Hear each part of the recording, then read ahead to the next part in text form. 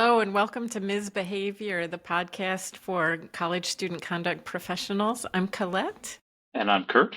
We're your hosts, and we have Jeff Shoup. Hi, Jeff.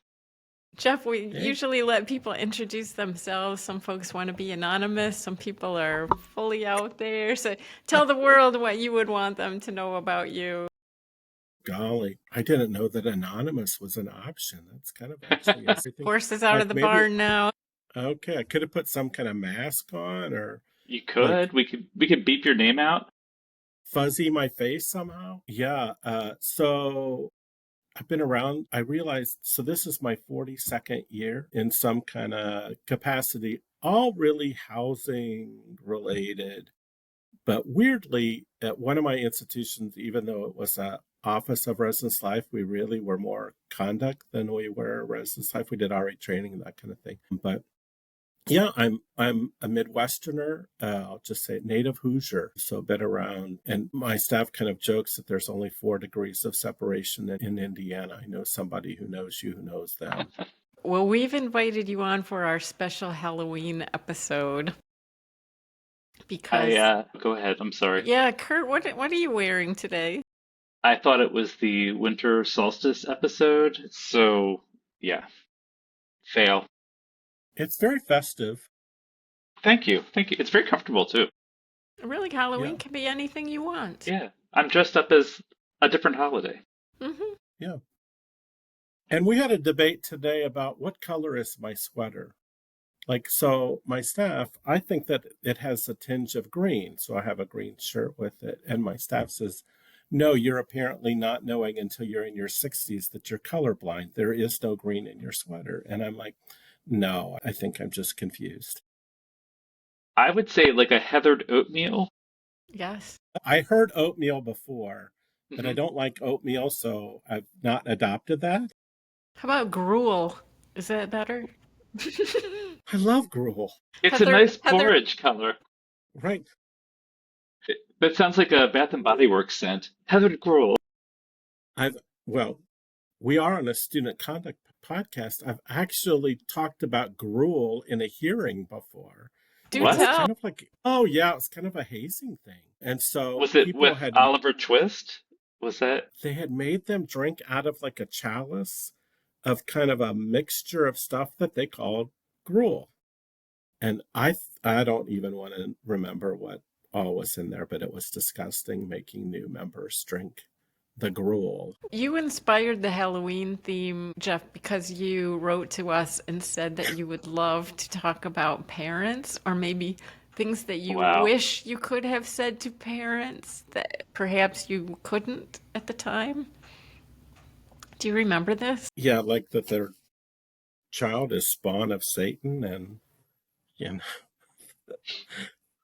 I have not said that. I've thought it maybe a few times. Have you met your child? You know, because the child I've met isn't the child you're describing. But yeah, I think that I've gotten better at that over the years. I used to kind of argue with parents. It's like, nah, this isn't like. Now I'm kind of, I just listen out. Hmm. If they could see me, they would see me nodding. Like, okay. Thanks for the phone call. I'll take that into consideration. And you know, I've kind of, I wouldn't call, I'm not retired, but I'm not doing conduct anymore.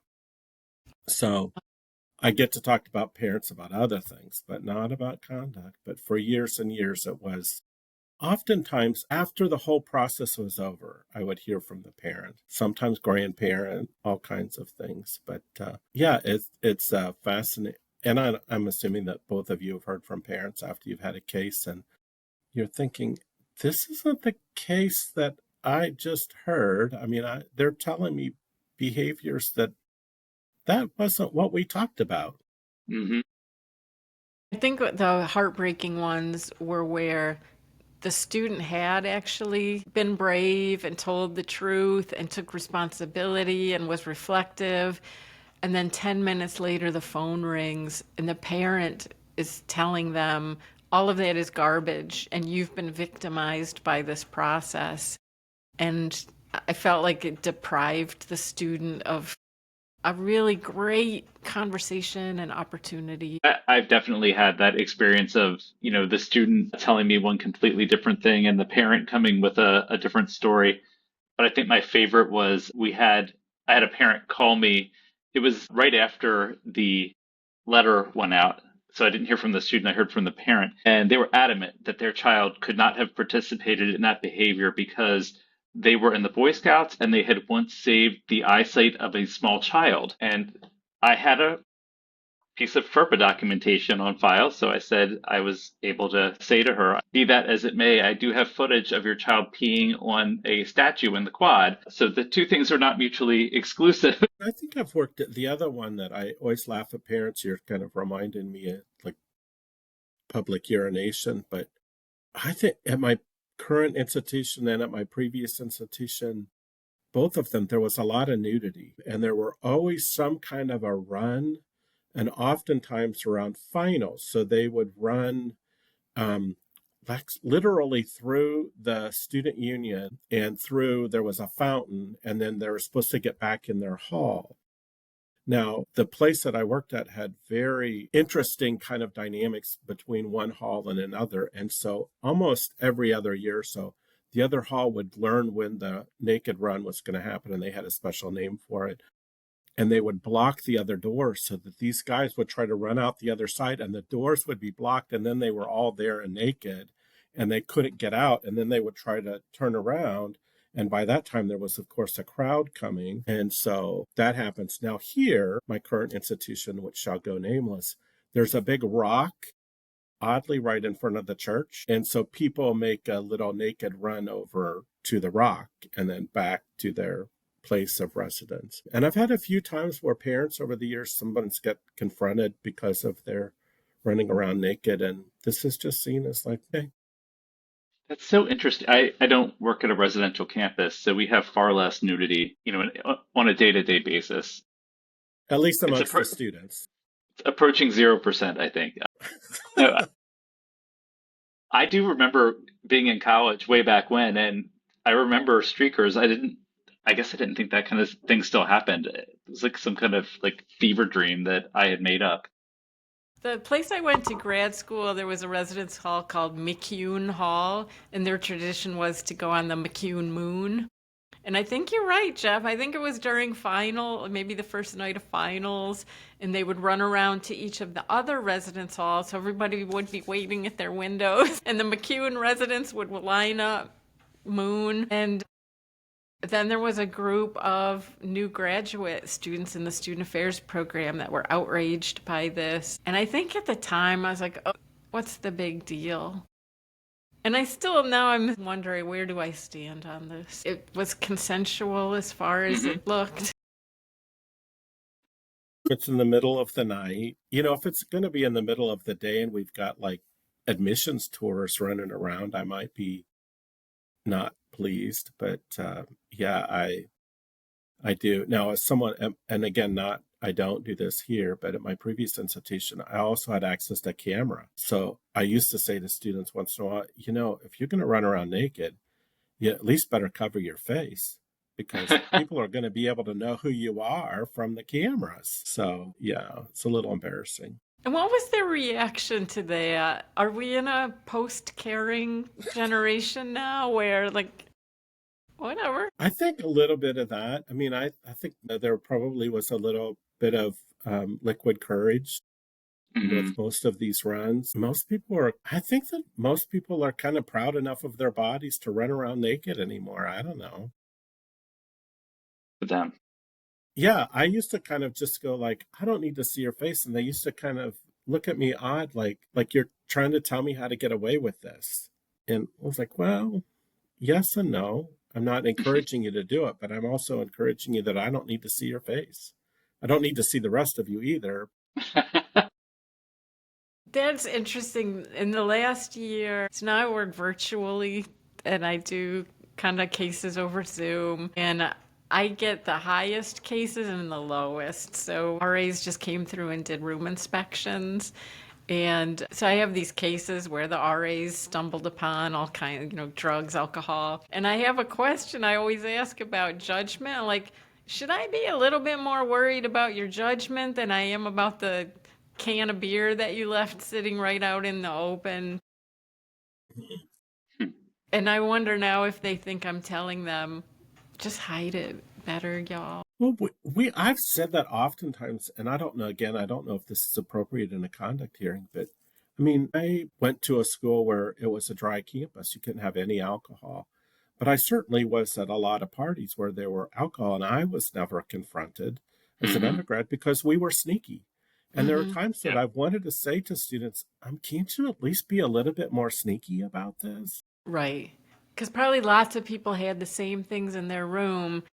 But the RAs post signs all week. We're going to be coming through on Friday to do our health and safety checks. And you're the one that didn't hide it. So I am a little more nervous. If it is just a can of beer, I don't have like lifelong concerns for that student just based on that one thing.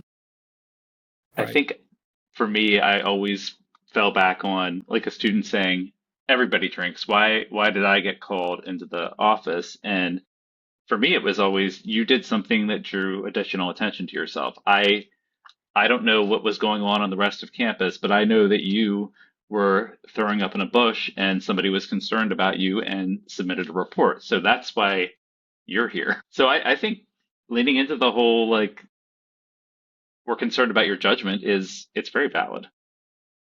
Or the student that'll ask me, didn't you drink when you were in college? We can talk about that after we're done here. Yeah.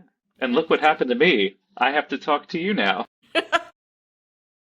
Yeah, and would the wrong response be, yes, I did, but I was smarter than you about how I did it? I'm not sure I could make the claim that I was smarter. Jeff, that may result in a parent phone call.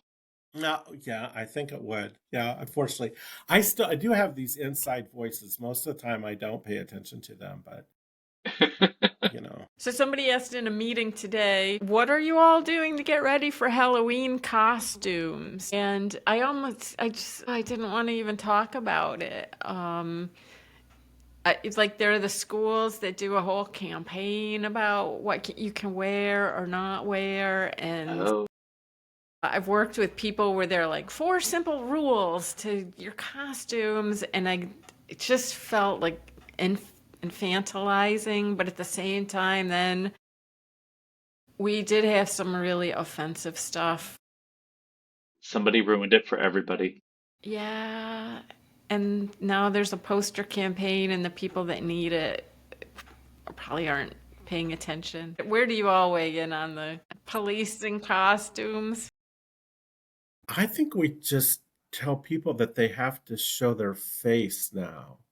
I think we got concerned about some of the masks and that made it more scary. Some of the scream kind of masks that people had, but now this is a funny conversation because I don't think I know that we have anything here where I'm currently at. I better go educate myself before Halloween if we have some kind of a policy. Yeah, I don't think we have I know we don't have a policy about specifically about Halloween attire, or I'm thinking, I don't even know if we have one on attire, period. There might be a guideline, but it just seems, I agree, I would think it would be infantilizing to have to dictate, like, here's the way that you can have fun on campus during Halloween. Well, and this is really about cultural appropriation. Yeah. And I did get a report a couple years ago where someone had worn a Jasmine Disney store-bought costume, and it was a blonde white student, and somebody snapped a picture and submitted an incident report saying that she was culturally appropriating an Indian character's Hmm. representation. I'm nervous even talking about this on our podcast. I didn't know what to do with that. Well, and I come from an era where there were a lot of inappropriate that, again, I don't know that I can even say, or else you probably would get canceled. What some of the ones were, but it is funny now. I'm sitting going like, okay, well, what would I confront a student about, or what would I if I was needed to create a policy? If somebody came to me tomorrow and said, "Hey, you have to do something about Halloween costumes," how do we draw a line? I think is a fascinating kind of question. And when did it become the conduct office's job to do that work? That is important work. Those are important conversations to have. But when did it become about a rule instead of a conversation? Right. 'Cause And where does it kind of fall in freedom of expression? Hmm. It's even kind of like I was looking at some comedy last night. I was looking at some podcasts, and what now crosses a line would have never crossed a line, 20 or 30 years ago. So now the same thing, I'm sitting there going like, oh, I'm wondering about some costumes that I've seen. Context is everything. can we go back to the scary parent? Yeah. Jeff, I hope you have stories. Well, I have the worst one I ever had. I'm trying to think of how do I say this without outing the person. Wow. So Let knows this, and kind of without naming the school, I was at a very large, very prominent university that had Hmm. Division One athletics. And as a conduct officer, one of our sanctions was we would place people on probation. And probation meant that at that institution that a student could not participate in varsity athletics for a period of time. And so sometimes we gave them a waiver for that, sometimes we didn't, but there were Hmm. certain behaviors that kind of were just like, nah, they're just sorry they're not going to be able to play. And unfortunately, there were times where this made local, regional, national news because of the athlete that was involved. And there was a particular student athlete whose grandmother called me after he got his decision. And by the way, this is something that happened out in public, was in the newspapers. So the Okay. behavior was not like questioned. Right. This was something that was in the public realm. But she literally said to me that if I went to a sporting event, that I would probably get jumped. And I think that she was going to jump me. Um, the way she sounded on the phone, this nice old lady had to be in her 70s. And I'm thinking, okay, well, now, so if this 70-year-old grandmother of this student athlete jumps me, I think that that's going to be a little embarrassing. I don't know, probably more for her and for him, Have to but take her down?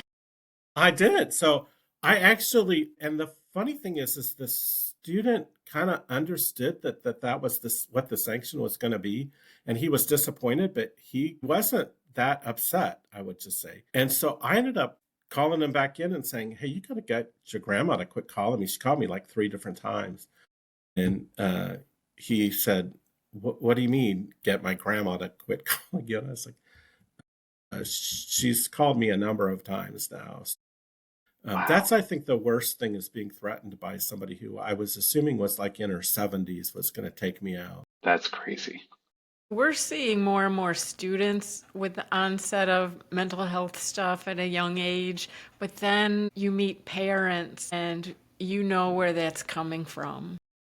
And for me, those are hard cases where there is an unwell, at least one unwell person, and often there's another spouse too or partner that is the peacemaker that might call and make the follow-up phone call apologizing Yep.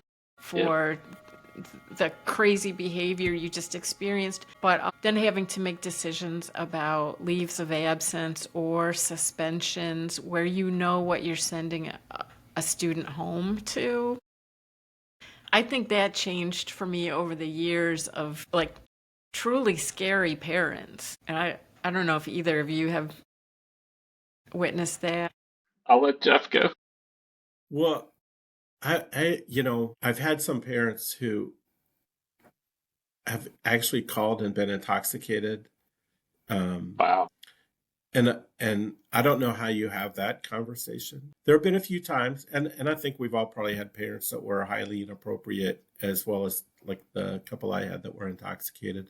Who I would just say, something, let's find a different time. Hmm. Let me call you back. But I've from the housing side, I've clearly also sometimes that move in had some parents that, Hmm.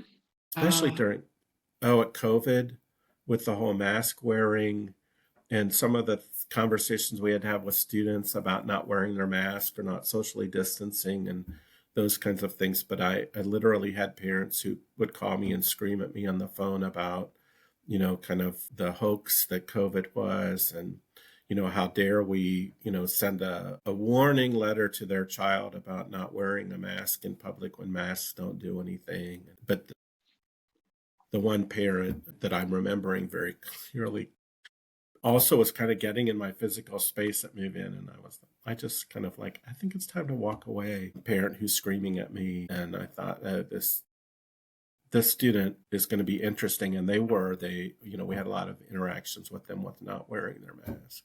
So that's the one thing that's the one parent that's, maybe it's because it's the most recent one, that I've really had a parent that I thought, oh, this parent's a little unhinged. And again, maybe I downplay all of the whole COVID thing now looking back at it, but I was like, it wasn't that big a deal to me. And so I was always kind of like, is it really that big of a deal to Mm. have my mask on in the hallway once in a while? Of course, we all forgot, and most of us lived through it, but it still was it was a weird conversation and a hard one, because it's like, I can't rationalize with this person. There's nothing I Yeah. can give to them that's going to make them feel better about our conversation. And I think right now, especially right now, we're living in this sort of post-truth era where people can say something and they believe that it's a fact. And you also believe that you have a fact in front of you. And I've not figured out how to have a conversation, a meaningful and productive conversation with somebody that approaches a situation, flashing something in front of me that I know to be patently false. I think the only parent I almost had to call public safety on, it was during COVID. And everything just felt so much more amplified. Yeah. Hmm.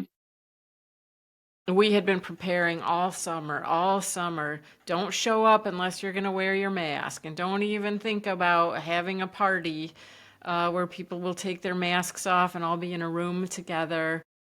And so the first time it happened, we sent people home. And now I can have compassion for the parents of like all summer, like my student's going off to college at this prestigious school, and a week later it's like my son is coming home from the prestigious school unexpectedly. But it just felt like everything was 10 times the volume that it would have been in regular times. And the excuses, too, for like, they didn't have a prom, they didn't have a graduation. And like, wow, I don't know how to make sense of this. Right. What does one have to do with the next? I am curious for both of you. I don't know if you've experienced this. Interacting with parents when I was first out of school and starting in my career, I did not ever feel confident in my parent interactions. I was very close in age most of the time to their child and felt like I had no authority and really I have an overdeveloped superego, so I was very prone to questioning myself. And now, being an older adult, I don't know that I'm as bothered by parent interactions. And I'm wondering if you found that to be true, or how your perceptions of interacting with parents have changed over time. Well, it's a funny thing you say that, because my first two jobs, we wouldn't have even taken a phone call. Mm. No, we would have, I don't want to call it hide behind FERPA, but we would have said, your son or daughter is an adult. They've signed a contract with us from a housing standpoint, and they're a student at our university. So if they have a question or they have a concern, they can set up an appointment with me. But I'm not even gonna talk with you about it. And there would be a few times where the parent would like talk on for a while, and I would be like, thank you for calling. And Hmm. it's such a funny difference that there was a period of time I would say we didn't even let them in the door. So we didn't take their phone calls. And so, if that would happen, I would, contact a student. This is, of course, before email even. is I might go knock on a student's door and say, "Hey, I got a phone call from your parent and they were unhappy about this fee on your account, or they Hmm. got the copy of this letter about an alcohol education class." And I can't really talk to them about it because this is your educational record. It's your business, not theirs. So if they want to know more, you need to call them up. So that really changed, I think, maybe in the like we started to talk a little bit more and trying to get students to sign waivers. And Hmm. I also think of again, this university that I was at, it was a prestigious university that is also very expensive. And I think it is a little bit different when a parent is like paying a lot of money for their child to go to school there. I think there was a feeling that they at least deserve somebody to talk to about the situation. So that's how it's really changed. Now, I would say that one of the advantages of looking old um, and being old is now people creep on you before they call you. So the parent has seen my picture. Hmm. They know I'm old. I tell them I've been doing this for over 40 years. I get a lot less pushback. Hmm. Wow. So when you're saying I look like the same age kind of as a student, I get that. And now I have the advantage of looking more like some of the parents' parents. Yeah. My oldest is uh, a senior in high school this year, but is taking dual enrollment classes at the school I work at. So this is the first time where I've like really, really, truly felt like, oh, I am legitimately a parent age professional at this point. I'd like to go back to those early days you were talking about, Jeff, where the last college I was at, they tried to weaponize parent communication, and we were in clear violation of FERPA. We were Mm. copying parents on, and you're allowed to with alcohol and drug cases, but you don't have to. But we were copying them on every probation letter, regardless of alcohol and drugs. And it didn't help. And all it did was stir things up. And now I'm at a school where we don't tell parents anything. And it is beautiful. But the way that the previous school did it, it was like, and we're going to tell your parents. So I thought, my ego got involved. I'm just going to rewrite the letter and say, "Dear parent, I'm not asking you to punish your student more. I'm asking you to listen to them, find out what happened and how you can support them." But that did not help. And I really just enjoy not telling them. What was the general reaction? I'm curious. To which, To like the parents when they got letters like that. I can guess, but to the nice letter, yeah, occasionally there would be a "thanks for letting me know" and "you got our support," but mostly it was "how dare you." yeah. And they didn't even get to that part of the letter because any kind of accountability was shame. And I even started analyzing. We were a school that had a lot of business majors and pre law, and we were sending people into careers where you learn how to be a bully as a career. And so then they were sending their children to the same school. These were some were legacy students. We taught them that being a bully is how you approach things, Yep. and now we're mad because they're bullies. Hmm.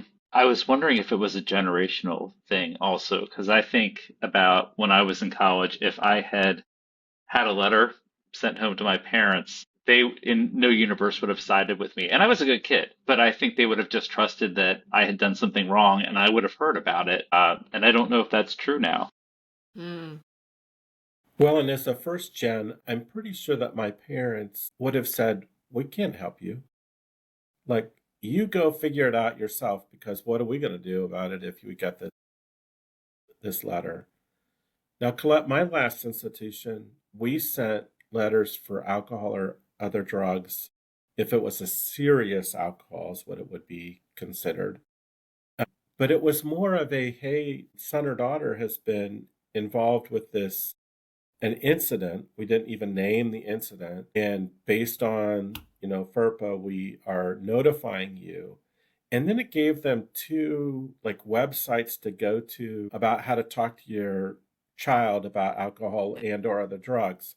And so I had a few good conversations with parents. Most of the time, all that did though was to open up a can of worms that then they wanted to know more because sometimes they didn't know anything. Mm. And so then I was like this a well, your child has a letter in their email.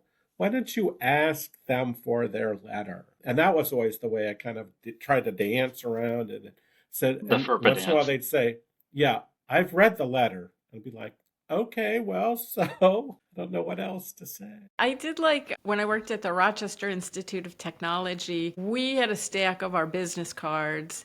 And so we would say, slide it across to the student, like, I'm going to need to talk to a parent Mhm. or a guardian figure, but you tell them what happened so they're not shocked when they call. Just have them call this number and it'll be nice. But every school is different. And those were students who tended to be honest and tended to be kind.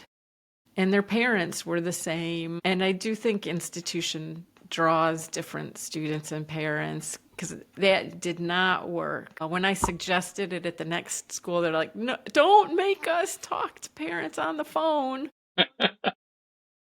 Well, you'll have to talk to them. You'll probably end up having to talk to them one way or another.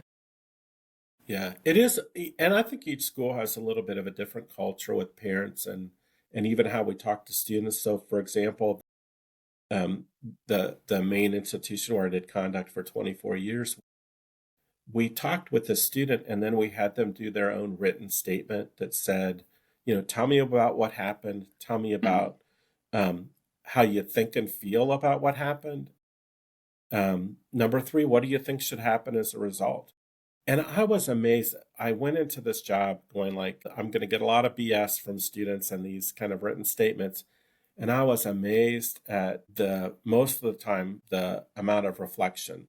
Mm. And so I really like that. That's the only school where we've done that. But once in a while, in a parent phone call, I would say, well, this is what your child wrote in their reflection. And so I just wanted to pass that on to you. So Mm. I had some really good conversations.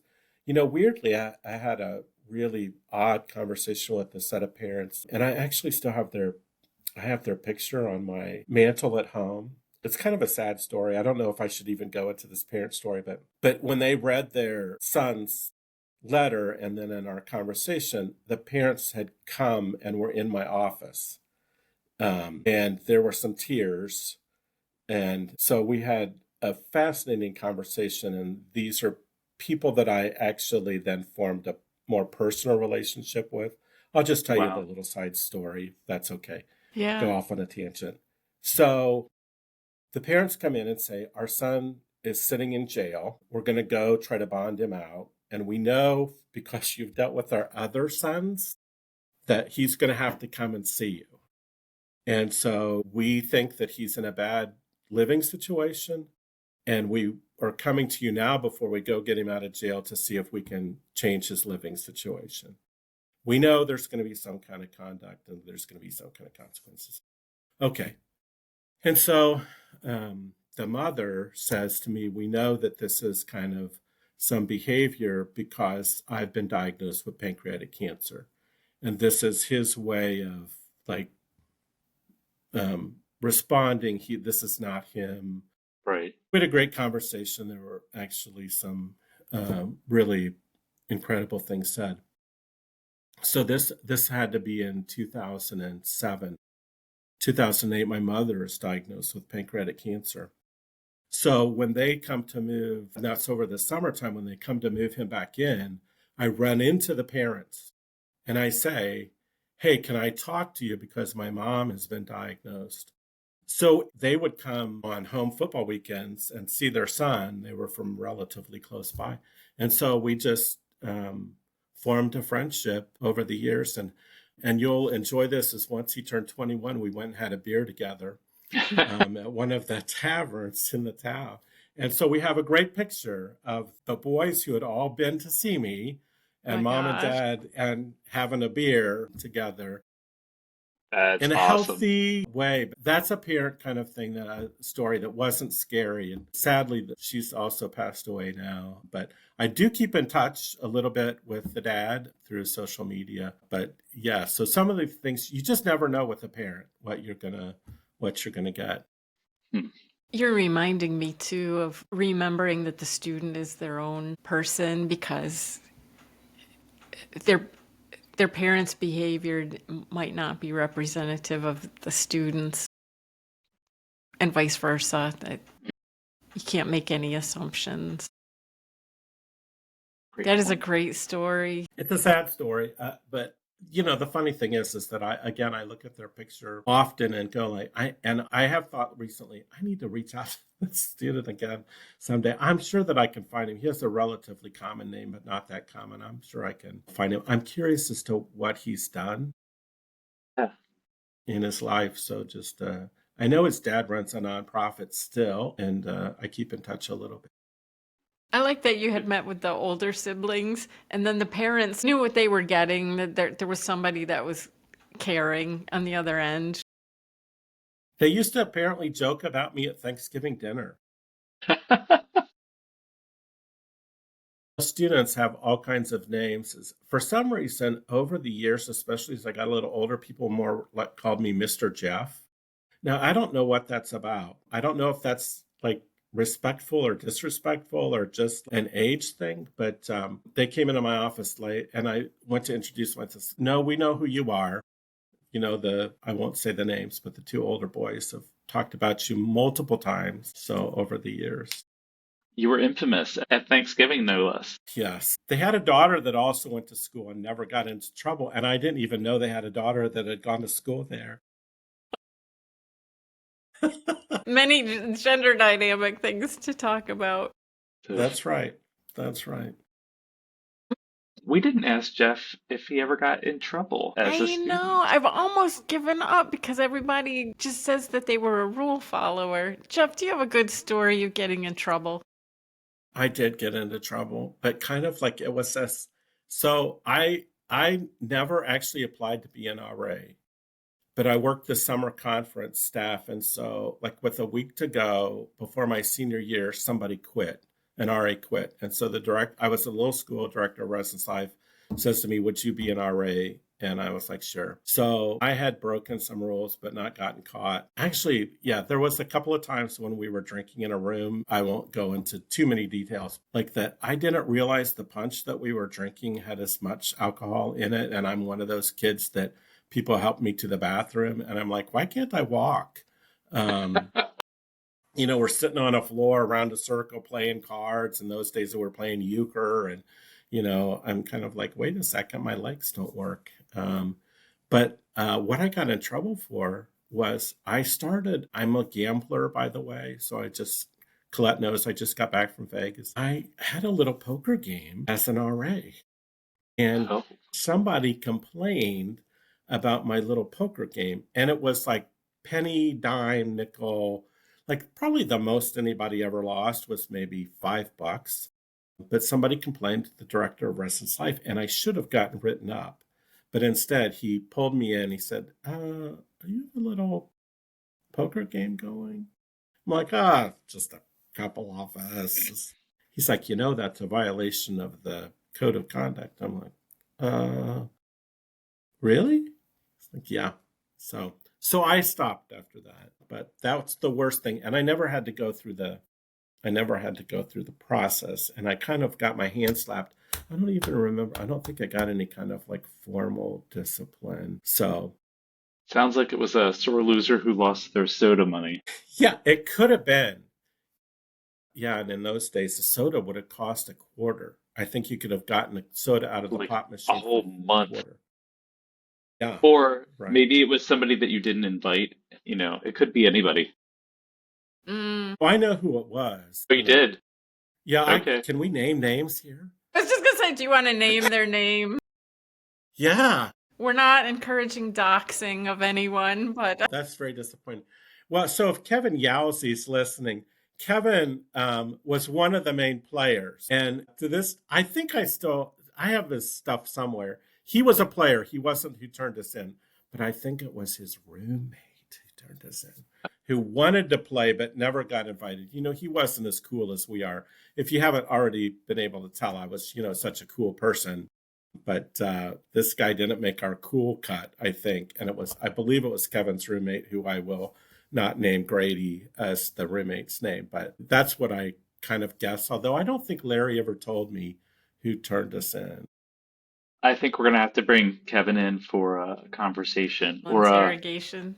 policy clarification meeting, perhaps. Yeah. He's a very successful software engineer. But maybe that changed his life. We don't know. Well, they didn't get in trouble. It was just me as the RA. I was told don't play the game anymore. I don't think that's also funny thing. I didn't rat anybody out. I wouldn't say who I was playing with. It's just I think that would be solitaire. a great topic. Like the students we meet with that are so frustrating that won't give up a name.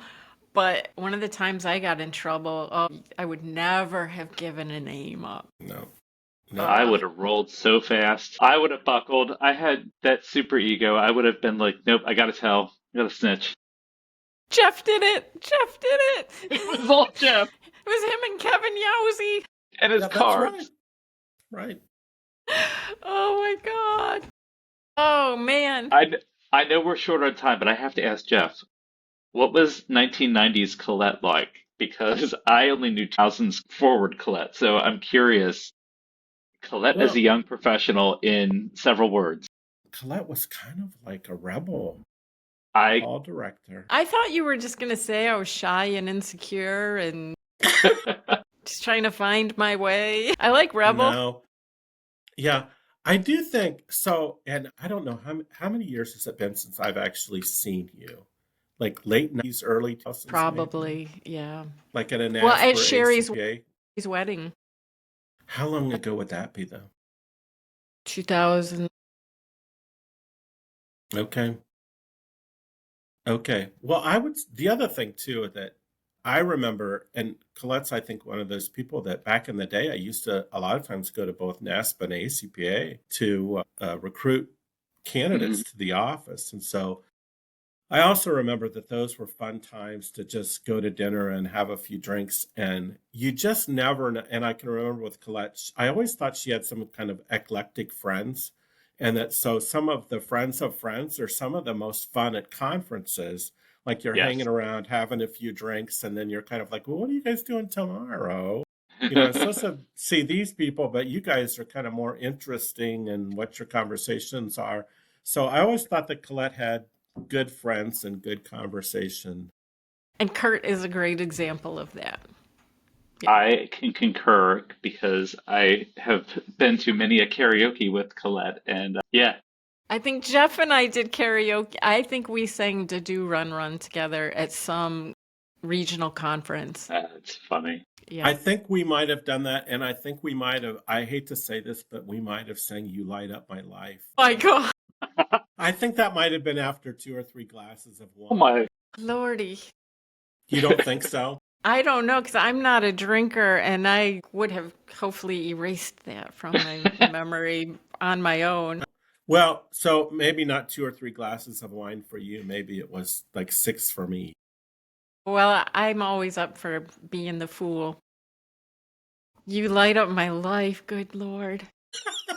All right, Jeff. That should be the outro music for this episode. Jeff, thanks for being on Misbehavior. And thanks for inviting me. This has been great fun.